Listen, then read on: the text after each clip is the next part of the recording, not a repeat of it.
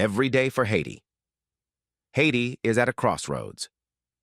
Violence grips our streets. Fear divides our families. Despair forces our people to flee. But we are not defined by despair. We are a nation of strength, of resilience, of hope.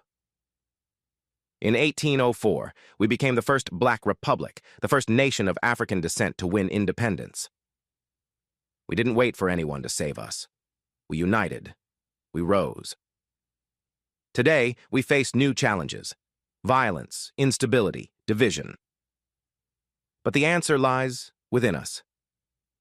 It's not just about politics or leadership. It's about you. It's about me. It's about all of us. Every day is a chance to rise above. Every day is a chance to rebuild. Every day is Haiti's Change Day. Together, we can turn pain into purpose.